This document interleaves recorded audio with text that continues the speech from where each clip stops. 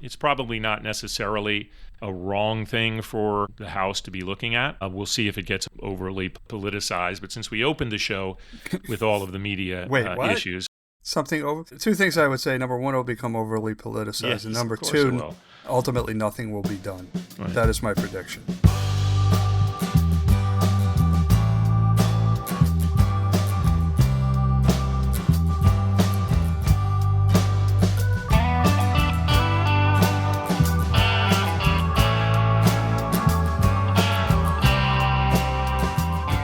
Welcome to Wait What? Sports Biz Chat with DP and McGhee, the podcast where we take a sometimes irreverent, sometimes cynical, and yes, even a sometimes serious look at the business of sports. I'm your co-host, Tim McGhee. And I'm David Paro. David, bienvenuto. Welcome back. Gracias. Oh, look at you with the Castilian pronunciation. Yeah, I just did that for you. I just did that for you. Oh, 𝘓𝘓𝘁𝘶. I started doing it over there as I was listening to it more. David, for those of you who don't know, and that's most of you, I would assume, was just on vacation or holiday, as they say, in Spain. So welcome back. That's why we did not record last week. What's on your mind, David? I know that you spent a lot of time on vacation thinking about the business of sports. And I know that to be true because you actually did send me emails from vacation. There's a couple things. And first of all, we don't normally telegraph the guests that we're going to have, but I just need to say off the top, I'm very excited about the Little League World Series starting. So that's a bit of a telegraph. Because my hometown team, I guess we'll say, of Clarendon Hills, Illinois, is representing the Great Lakes region on the U.S. side of the Little League World Series. So I'm excited about that. I just had to get that in because I would probably forget it in the normal spot that we would drop that. But as the Billy Joel documentary is titled, and so it goes, featured on HBO Max. If you have not seen it, you all should. The business did not stop while I was on holiday. It just kept going, and so many big things seemed to happen since our last recording. And so I wanted to start around these media deals that are coming out, particularly the NFL and ESPN, NFL Disney. Because we're in unique times here, right? Where there is ownership interests being taken by leagues in media and vice versa. And certainly that opens the door for several things that may be good, may not be so good in terms of how things are covered. But these are monumental type of things. So when you deal with NFL, the big one when it comes to television deals, the big one in terms of audience, NFL is acquiring a 10% equity stake in ESPN. That's the basis of this. ESPN will basically take over the NFL network. They will distribute the very popular Red Zone channel, which a lot of people are concerned just will become even more of a betting thing, which I think it already is, so I'm not sure that changes all that much. The NFL will retain NFL Films. I think that was one where we thought was going to be going over to ESPN. So it's basically like a swap, but the ownership, the fact that ESPN now, which will still have Monday Night Football and get its share of playoff games, will be owned 10% by the NFL. That, of course, still needs to go through their, in this environment that we're in and the relationship that this administration has had with Disney in the past. I'm not so sure there won't be some injection of that force to extract some concessions, maybe. So I wouldn't be surprised at that, but that's sheer speculation on my part. But this is massive, massive times. I think on the surface, makes all the sense in the world for both parties. And there's no doubt that as leagues grow, they look to control more of things. So buying a 10% stake in ESPN seems like a logical thing for them to pursue. But it will be interesting to see how this ends up shaking out in terms of how coverage is developed on the ESPN side, if that changes. And maybe it won't. They're obviously claiming it won't, but we shall see. Anyway, just blockbuster. Yeah, I think they valued ESPN at $25 billion based on the investment. If I'm Fox or NBC or Amazon or Netflix or anybody, my concern is when the next media rights deal comes up, does ESPN get preferential treatment? And I'm sure that's what, in normal times, what regulators would look like. Who knows what they're going to be looking at now in this environment? But yeah, huge Huge deal. And I'm a little bit surprised that they announced it while you were away and didn't embargo it until you came back. Well, I was following it, of course, when I needed a little break from the heat over there, for sure.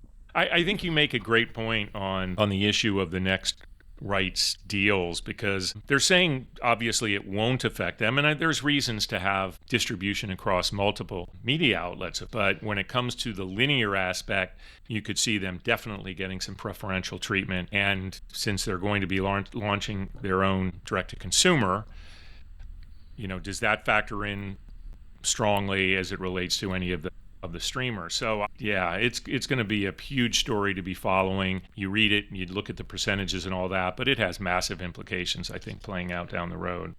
And not the only media deal that happened over the last 2 weeks since we last were on the air together. Yeah, the next one I actually want to mention, because it is similar but in reverse, is Fox Sports buying a third of IndyCar. A third of IndyCar from Penske. I mean, again, that and they've renewed their deal and extended it, I should say, beyond the current broadcast deal. So that shows, obviously, I think, some belief and commitment to IndyCar. I think they've had a great first year with the series, even though it's been a somewhat anticlimactic final with Alex Palou winning again, third championship in a row, fourth overall, and doing it with 2 races still left in the season. So the last 2 races aren't going to probably do particularly well. But by the way, Palou is just, I mean, he's a superstar. He's the Shane Van Gisbergen of IndyCar. Yeah, but he can race in a circle or an oval. Anyway, SVG won again. Of course he did. It was a road course. Of course he did. It's almost ridiculous. By the way, SVG, he's like, remember we talked about Joey Chestnut and how can anyone not even get close? On a road course, he's the Joey Chestnut of NASCAR. So he's won 4 races. So from a financial perspective, he's done very well. But to show you what a one-trick pony he is, he's my guy. Do not diss SV. He is 25th in the standings, despite 4 wins. I don't understand how that's possible. There are a lot of good drivers that don't have 4 wins in a career. I thought they fixed the point system to reward wins more. Well, I'm gonna go off camera for a second. I got to get a little more salt to pour in your wound. Because if you look at the playoff structure, the first 4 races with the field of 16, in which Van Gisbergen obviously has qualified, are all oval courses. It's not until the first race after the cut down to 12 drivers that they go to the Roval in Charlotte, where he might have a chance. But by that point, there's virtually no chance he will make the cut to 12 field of 12. Yeah, unless he gets on the sim heavy, just driving around in circles. Who knew turning left was so hard? Well, there obviously is a special skill set. We've talked about I know. I'm kidding. Former guy Boris said in the past, and yeah, it's just so wild that he's that much better. But guys like Boris said, guys like Robbie Gordon, were not terrible on the traditional oval courses, or in the case of my favorite track, Pocono, the tri-oval. Right, the tricky triangle. Okay, so the Fox thing with IndyCar, I think a huge boost for their, as I said, their commitment to that sport. In very new news, UFC has announced a massive deal with Paramount Plus, which is a deal valued at $7.7 billion. First big move since this merger with Skydance, the one that cost Stephen Colbert his job less than a week ago. So in this deal doubles what basically ESPN had been paying. And that deal seems like it was just done yesterday, by the way. And it's ending, and this is, I think, the most important thing about this, it's ending the pay-per-view model for UFC. Now, not to feel bad for ESPN or anything, because parent company of UFC, TKO, which is an Endeavor thing, also owns WWE, and they just signed a massive deal with ESPN. So, I mean, there's just a lot of stuff going on here, and fight sports and every sport as it relates to media. For sure. Move on to another topic? Well, unless you want to talk about IndyCar a little more in the Speedway Slammer situation. Should we hold that? Maybe. We'll see what the IP comes out. Yeah. I want to talk a little bit about something a little bit more serious, something that I think speaks to the continued sexism and misogyny that we see in the sports world. Two things. One is the recent spate of incidents where sex toys have been thrown on to or have been attempted to be thrown onto the court at WNBA games. And the other one, and I know that speaking off the air with you, Jen Pawol, I believe that's how you say her name, or Pawol, the first ever female Major League Baseball umpire. She was well received from what you said in Atlanta, but some of the vitriol that I've seen online about her just speaks to how far we still need to come when it comes to sexism and misogyny in sports and in society at large.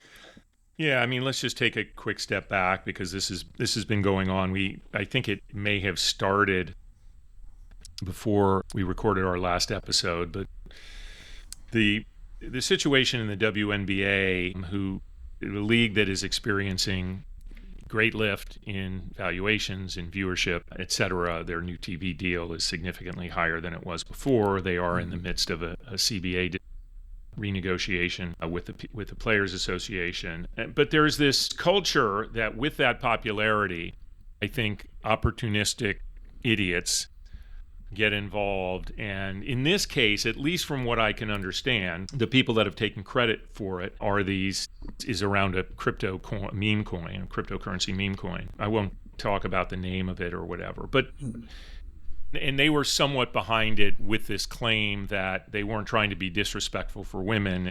I saw this one quote saying, "It isn't a movement against women. It's targeted to bring awareness to meme culture and the crypto space, like they are the better players in that space," which says a lot about that space. So this is just a culmination of things that we talk about. And I don't want to sound like get on a soapbox and go super culture warrior here.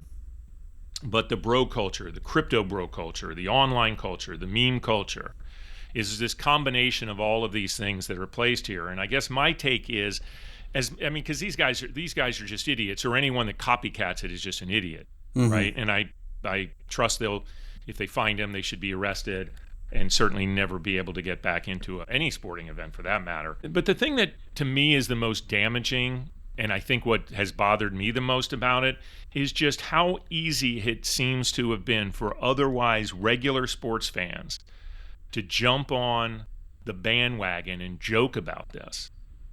I mean, it just suggests to me that, either too many people are threatened by this success or just really don't want them to succeed because it somehow challenges something with them. And so obviously misogyny is at play and maybe just general hatefulness. It's just, that's what really bothers me, like the people that will share this and go, "Oh, well, it's bringing more attention to the league, so, because they don't get any other attention." Those are people that clearly, obviously don't follow the sports business because they're not seeing some of the strides that have been made by the WNBA. Yeah. I'll get off my high horse for 10 seconds. No, I think it's disgusting. And the fact that there are some people out there trying to rationalize it or justify it or condone it or defend it just speaks to, like I said earlier, how far we still need to come. And then, some of the people saying that this woman, Jen Pawol, and I apologize if I'm mispronouncing her name, is ruining baseball. It's really ruining baseball. Why? Can she call balls and strikes? Does she know what the difference between out and safe? Yeah. Well, that's the thing, that this is a meritocracy, that these umpires at every level of professional baseball are graded on their performance, and only those who grade at the top of their group are able to ascend to the next highest level. She obviously has ascended to the highest level.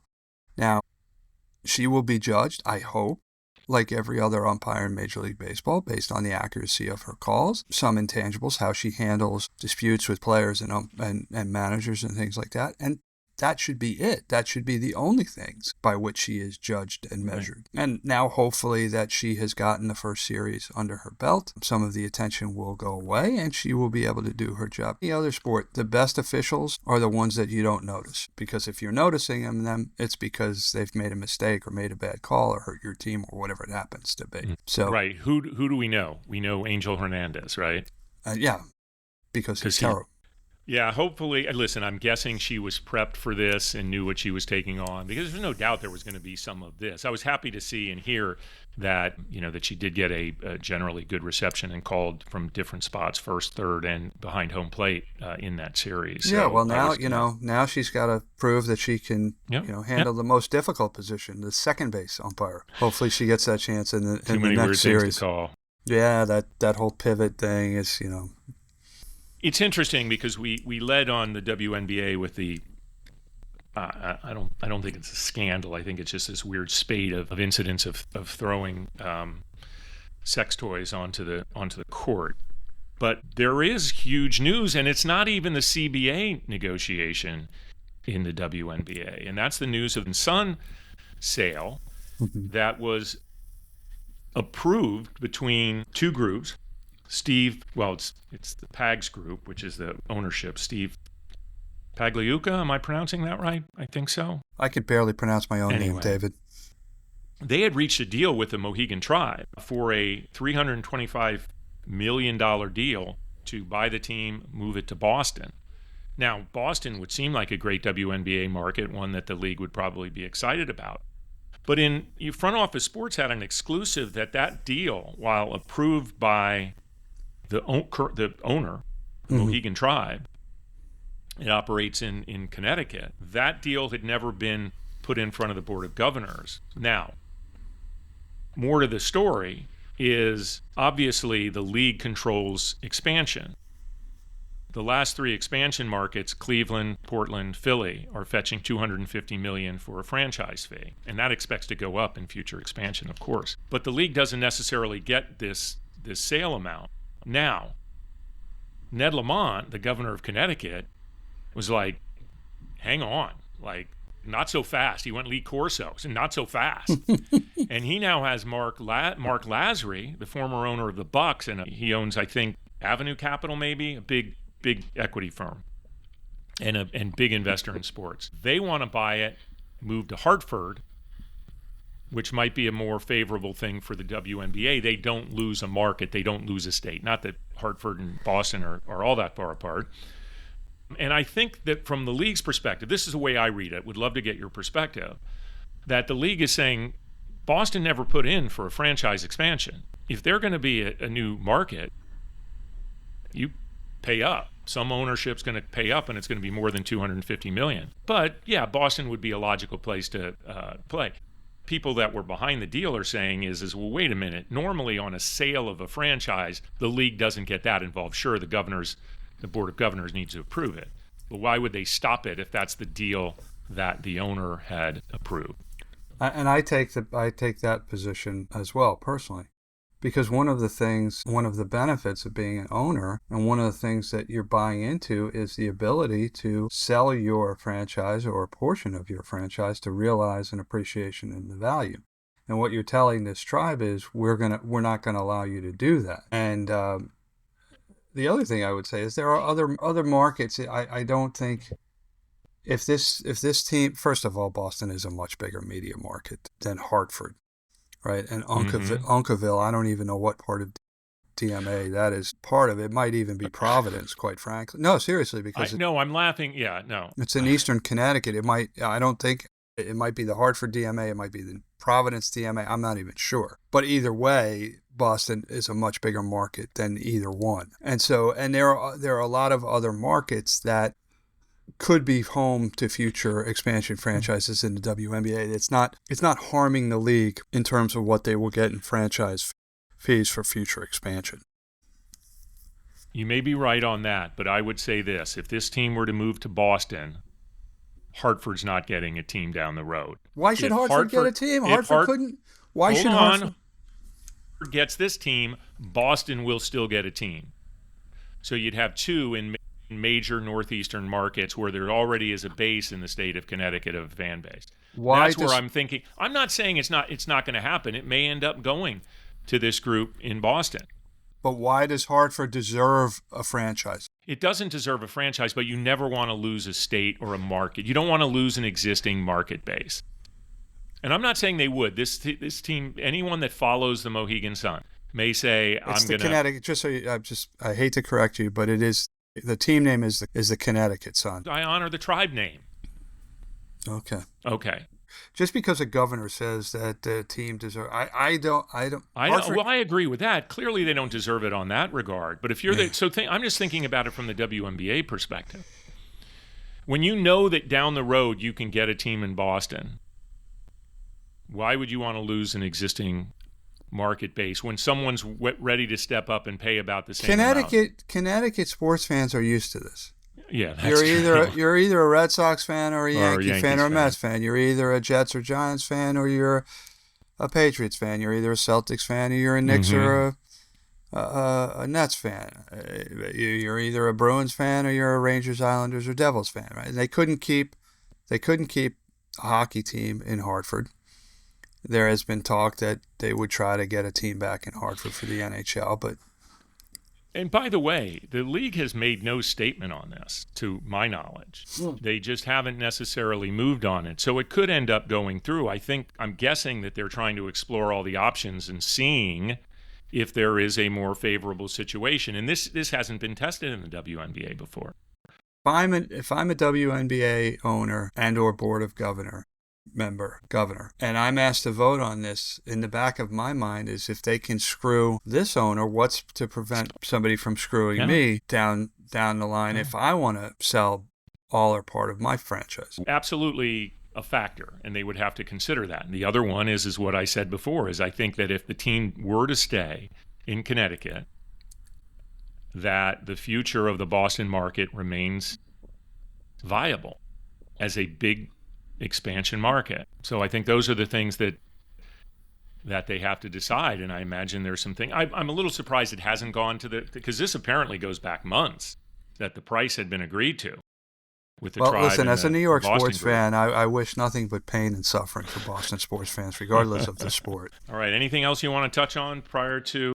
No, we can take a break and wait for our guest, and there's a couple things I want to touch upon on the close, but great, that can wait. All right. We'll be back soon. It's time for our guest. We are back, and we are thrilled to have our next guest. She is in the midst of her busiest time of the season, of the year, coming off the Little League Softball World Series that just concluded the other day. And tomorrow, as we're recording this, the Little League World Series begins in Williamsport, Pennsylvania. Liz DiLullo Brown is the Executive Vice President, Chief Marketing and Business Relationship Officer for Little League International. She spent the last 16 years with the organization in various marketing roles, and before that, she did stints at Red Peg Marketing and Velocity Sports. Liz, welcome to the show. Thank you for having me. Nice to see you both. Yeah. So let's get started. How has the Little League World Series become such a cultural icon? Well, we view Little League as the most trusted program in youth sports. So if you want to call us an icon, we'll take it. But I think humbly and gratefully, our focus is providing amazing opportunities for kids all season long, all year long. And we just happen to culminate in these amazing events that get great visibility and allow us to tell our story in a much different way, perhaps, than other youth sports can. People that watch the Little League World Series every year, like me, you get used to certain things. There's always going to be great stories. There's always going to be some upset games.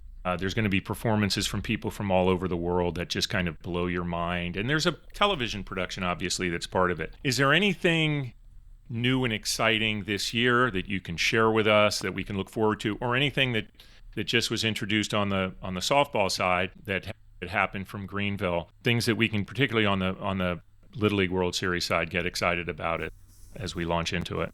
Well, first I would start with, you mentioned Greenville, so I'd start with sort of focusing on softball for a minute. So what may not be as apparent to the viewer on television or even the attendees is how much of a focus we place on creating amazing experiences. And some of those items are nowhere related to what happens on the field. So in Greenville, as an example, We've been very intentional about equity in the event and creating a very similar experience with equipment. Celebrations, we actually host a really unique event for the young ladies in Greenville through our partnership with East Carolina, where they have a dedicated event on the Friday evening. They haven't played a game yet. They get to meet each other. They get to interact with kids from other countries. So some of those items that maybe are less visible to a fan, but are really, really important to the experience of the players are coming out, and obviously a focus for us. The other piece I would mention, though, just focusing on the Little League Softball World Series that just ended,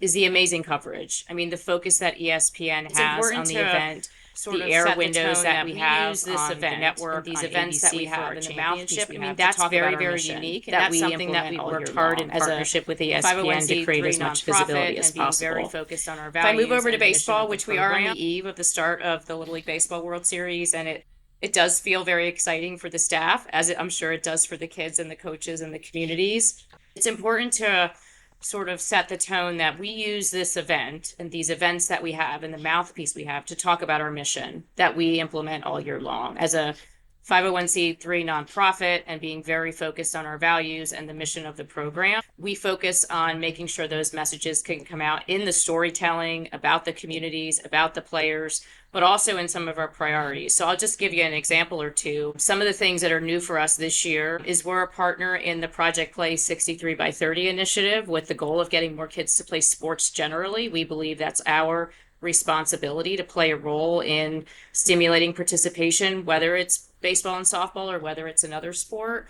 And so we're going to be using the time we have in partnership with ESPN, with the Aspen Institute, to really promote that and to be able to talk about what that means in local communities and the impact it can have on kids. So again, maybe not the fun messaging that fans will experience, but it's really important to us to use that mouthpiece as much as possible. Then I would tell you, we do act like a professional venue at times, where we do have promotions, we have giveaways. We are a pin culture organization.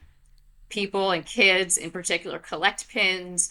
They come to our event and they want to show their spirit of the community. So we have a slew of event days that are promotionally driven that fans will experience and be able to take advantage of. And our event is completely free. I think that's one thing that maybe most people don't know. They think there's a ticket or a fee required, but it's free to get here. You can come and sit on the hill if you don't have a ticket for the stadium on the days they're required. So we're just adding to that experience by having some other promotional days and some other sort of fan engagement. Menu items on the concession stand, pin giveaways, things like that. Those are all the things that we are being intentional about to make sure that not only the players and teams have an amazing experience, but also our fans and the communities that come to support them. I want to ask you about the relationship that you have developed with Major League Baseball, and how has that helped you grow the sport, grow the organization? Take us through what the relationship looks like between Little League and Major League Baseball. Yeah, I think so. First, I would say we view our partnership with Major League Baseball as very pivotal in the organization and its the health of the sport at the grassroots level. They sort of set the tone for that. So we do have a very deep business partnership that helps secure official partners and activation opportunities, but it's deeper than that. It is everything from international growth and development, game development. We share a history with the idea of replay and the implementation of that. Marketing for MLB and their Play Ball initiative and the youth events that they have. We share the common goal of developing kids that are interested in this sport and family engagement. And so it comes in many shapes and forms. And, we're really happy to say that our organization is deeply aligned across the building, as well as within our local communities and their relationships with the clubs. And, now, even this year, it was enhanced by the relationship that MLB developed with the AUSL. We've been partners with the AUSL for many years. And so just to see the culmination of a focus on both baseball and softball from our partners at MLB just demonstrates the great alignment we have as, the most trusted youth organization by our partners at Major League Baseball. I always love when there's synergy between our guests, because AUSL was just mentioned, and we recently had Vanessa Tavares on. So I know someone that I believe you are very good friends with. Mm-hmm. And so love hearing about that partnership. Youth sports, there's always going to be some concern maybe about either over commercialization or over exposure. We've heard it over time. I think the Little League International and certainly ESPN has done a great job with trying to control that, keep that in check. However, I wanted to, ask you, when it comes to going to market for sponsorship and so forth, what do you end up focusing more on maybe than your counterparts on the professional league level? So our focus with partnerships is to affect as many communities, families, and players as possible. And so what that looks like maybe during the World Series looks a lot different in the regular season. To the extent we can connect the two together, we do endeavor to do that. So I would just use an example of our deep partnership with T-Mobile. T-Mobile has an amazing complementary program from a competition standpoint called the Little League Home Run Derby, but they also have a really important program that helps kids and families gain access to the program called the T-Mobile Call-Up Grant. And that program in particular is during the regular season. It helps pay for registration fees for families and kids to play. And as a mission-driven organization, our goal is to remove barriers and create access. So to have partners that deeply understand that and are committed to that goal. In the case of the T-Mobile Call-Up Grant, for example, we've been able to give out nearly $8 million in scholarship grants to help kids play by that relationship, as a benefit of that relationship. And more importantly, that represents 30% of that group of grants, if you will, of new kids to the program. So not only are we carrying the mission forward and using the partnership that is mutually beneficial to both parties, but we're also really driving an impact that can reach as many kids and families and communities as possible. We have a number of partners like that who understand the mission, obviously want to support our events, whether it's our equipment partners and our endemic partners that provide uniforms and equipment for all these events. But as it carries into the regular season where millions of kids are playing, we do try to focus too on partnerships that can grow and develop and create that deep understanding together as we go forward. There's been a number of organizations that have started that can be seen as competition to Little League Baseball. Perfect Game is one that comes to mind. And there are other always things that are pulling on kids and their parents' attention for time, money, and effort. So with that in mind, how does Little League continue to remain so relevant? So I think it's intentional. It's an intentional focus every year. It's the idea that we need to deeply understand our communities and the families that play. We're actually in the middle right now of a research study as well as a development of a new strategic plan with a consultant who's helping us really look ahead and gather that feedback that's going to continue to position us in the future to be the leader in this space. But for us, we understand that there are many choices because we are so driven by the mission of creating opportunities in communities for kids and families. We want to remove barriers. We want to create access. We are different than other organizations, as you've mentioned, that are maybe creating more of a tournament model or whatnot. There is a place for everyone. And if we're rising the idea around playing baseball and softball for as many kids as possible, that's our goal. We want them in our program. We offer something unique and different. We are a community-based program that we do feel can be affordable to families, and we offer assistance in that space. So I would argue that we are a little bit different than some of those other organizations, but there is space for everyone. But we believe so deeply in what we do and are driving forward to make sure that we are meeting the needs of what families and communities want for the future. One of the things that has made the Little League World Series so special is this competition on the one side of the teams from the U.S. and then playing against the competition on the international side, meaning there's literally these two brackets leading to that, and it just leads to, I believe, such a goodwill thing, on the level of Olympic Games type of thing, of the world coming together on this. And we don't mean to put you on the spot with this, but we were curious as to how much communication, both regularly and maybe particularly this year, Little League International has had to have with the government and government agencies to make sure all those teams coming in to Williamsport are able to make it in to keep this wonderful event alive.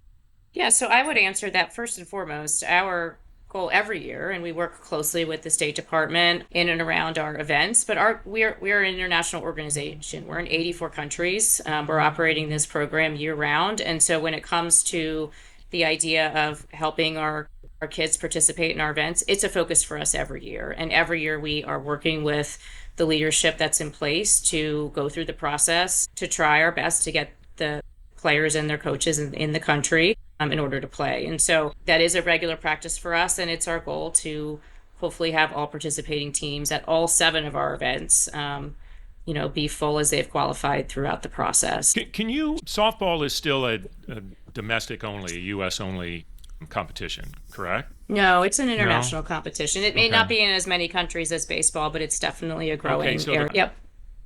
Yeah, there's 4 international teams in the Little League Softball World Series. And is there hopes to continue to expand that, I presume? Absolutely. I mean, the focus on female inclusion and opportunities for girls to play has been and is a major focus for us. We launched our Girls with Game initiative back in 2019 with the idea that we can raise the visibility for Little League Softball, raise the visibility for females volunteering, coaching, and those goals have come to fruition. We're up 8% in Little League Softball since 2019. We're seeing a huge growth in females volunteering, coaching, and so for us, it's been very intentional. Last year actually was the 50th anniversary of girls in our program, and we celebrated with Girls with Game 50. That was our platform last year. We did $250,000 in grants to local leagues so that they could stimulate softball participation, run clinics, trainings, and other things that would help growth. And you're seeing that come to fruition with the storylines in the Little League Softball World Series, where leagues are starting, teams are making it through the process, and it's a testament to the work that we've done to raise the visibility for girls participating. So great. Congratulations on Thank that. you. It's really exciting. Yeah. One more quick question before David takes you through our closing questions. Today, as we record here on Tuesday, August 12th, ESPN is going to be dropping a documentary on the Little League World Series. How involved were you personally with that, and what can our listeners expect when they hopefully go watch that documentary? I was personally involved in a lot of the relationship building and the development of that partnership. I mean, it is a multi-pronged relationship with Imagine Documentaries, with ESPN, with Major League Baseball, with obviously Dick's Sporting Goods and their Cookie Jar and a Dream studio. And it was an amazing feat for all of those entities to work together. But most importantly, the goal from the onset, when it came across my desk and our team to consider, is that it told our story in a really genuine way. The story of community, the story of the impact of the program, and really has nothing to do with the outcome of the event or the games. It really is about what Little League symbolizes to kids all over the world. And so we're super excited for it to launch tonight. We've gotten a sneak peek or 2 of the film, and we hope everybody watches it through the lens of these are the moments we're creating every year for a few select kids, but it represents what Little League's all about. And millions of kids have had this experience in our program. And so our goal is to continue that legacy going forward. Well, we will definitely be watching and probably reporting back on future episodes. So thanks for taking us through that. It's a tremendous accomplishment, and I think just something wonderful, I think, for Little League overall, and hopefully for all the kids that are featured as well. I can't wait to watch. All right, this is the time where we come to 2 very important, simple, but very important questions that we ask all our guests. And the first one is, Where'd your career get started? Where'd you started?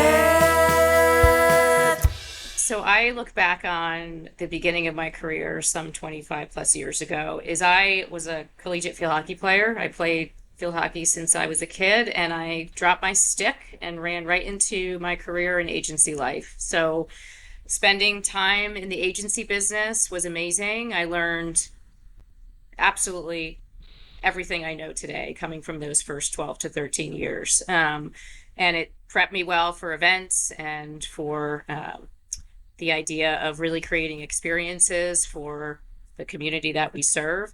And now being at Little League for the last 16 years, watching this organization change and grow, getting opportunities to try new initiatives, to do research, to really improve and create experiences for kids and communities. I have 2 kids myself, so it's amazing to watch their youth sports experiences through the lens that I have of being a part of this organization. And I'm eternally grateful for the earliest days, but also what I learned from sports that I'm now able to create for others has been really, really important to me. Thanks for that. Now, this next question is a little tougher, but only because we get so many great answers to it.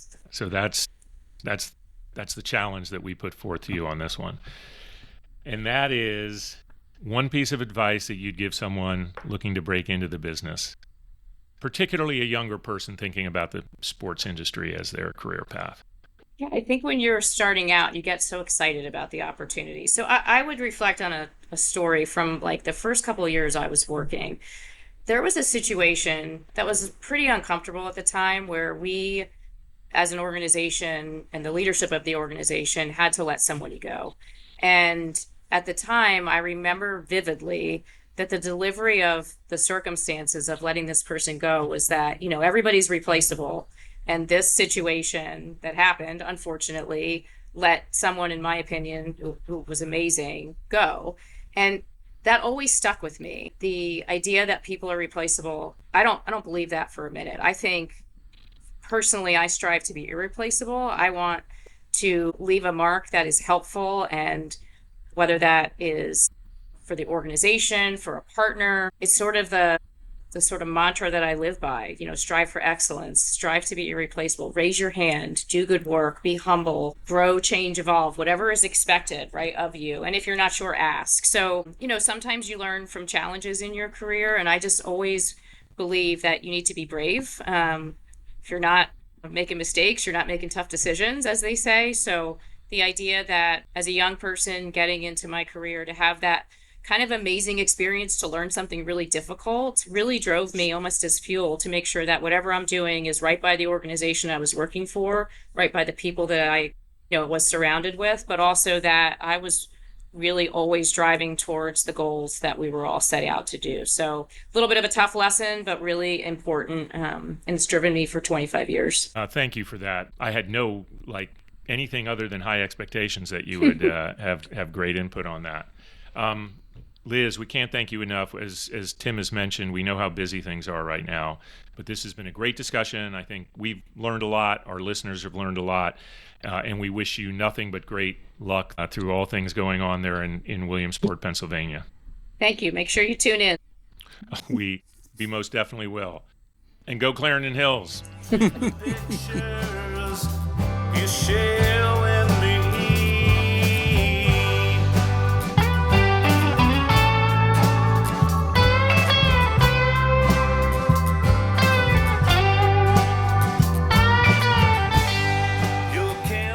Big thanks to Liz DiLullo Brown for joining us with the Little League Softball World Series just concluded in Greenville, South Carolina, and the Little League Baseball World Series about to launch. She's been quite busy, so we are very appreciative that she took some time with us. So it's time for random shout-outs and things we're following. Tim, what do you have your eye on? Well, there's a couple of things that I'm looking at. Number one, Sun Hung Min made the transfer from, did I just butcher his name? No. Son. No, you said it perfectly. I don't know. Made the transfer from Tottenham to LAFC, and apparently, unlike a lot of other international players who have come over to MLS, who try to delay their start, he wanted to get in, and in fact, got in the first match that he was eligible to play, came in the 60th minute. There's some question about how much the transfer fee was.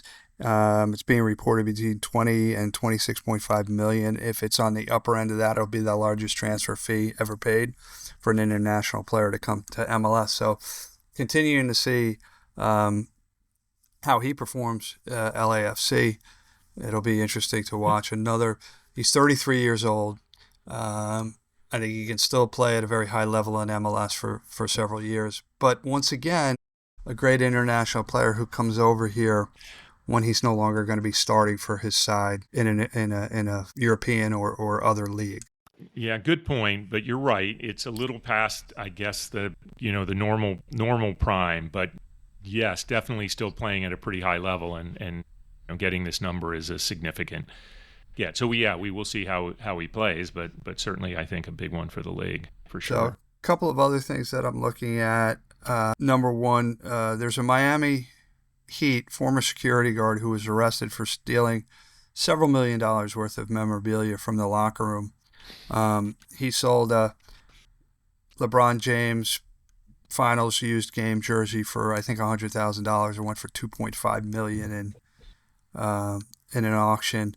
So we'll see if they throw the book at him. But last, this is a really interesting story. The Utah Hockey Club, which is going to be rebranded this year as the Mammoth, there is a hockey bag company also called Mammoth, who apparently sent out social media posts during the time saying, hey, it would be great to collaborate, love the name.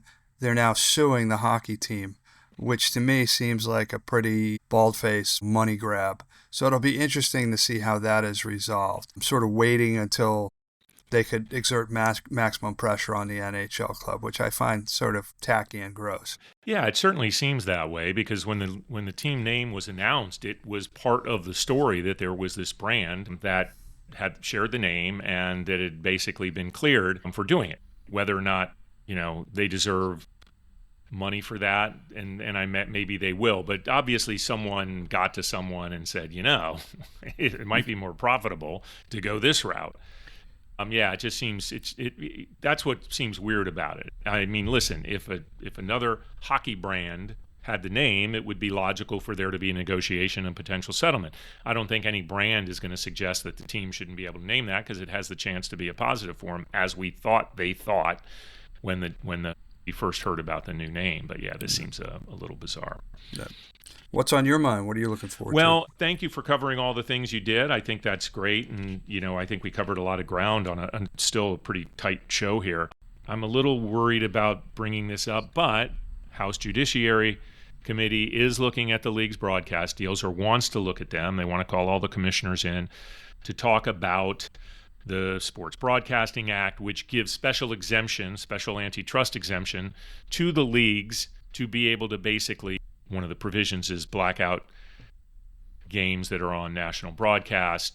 Games are not sold out from an attendance standpoint. Given where these numbers are getting, it's probably not necessarily a wrong thing for the House to be looking at. We'll see if it gets over politicized. But since we opened the show with all of the media issues.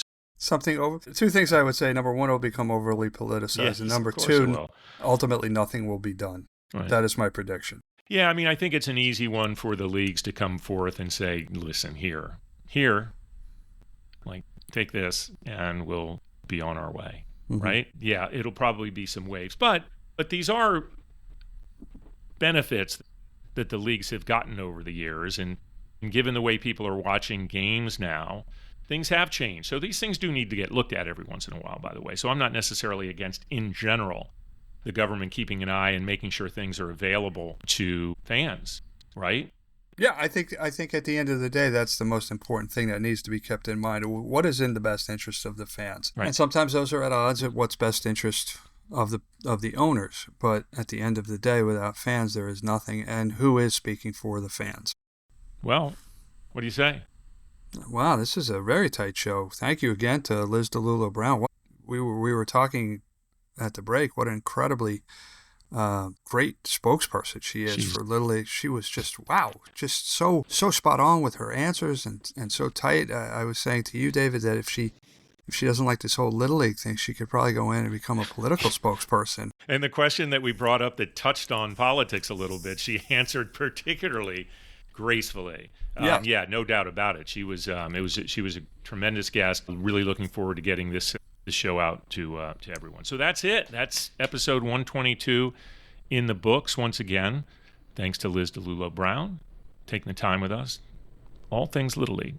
It's an institution that obviously has meant an awful lot to a lot of young people, including me, and I believe you, Tim. So Thanks to you for another fun discussion, and thanks, of course, to all the listeners that make this entire effort worthwhile. We will be back next week with another great guest as we head into the final slam of the year, the U.S. Open. So that's another little bit of a telegraph. I guess we're starting that tradition. If you are a regular listener or an occasional listener, be sure to hit that follow button on whatever platform you use and catch our content across most all social media platforms at DP and McGhee. So until next time, I'm DP, he's McGhee, and we'll talk soon.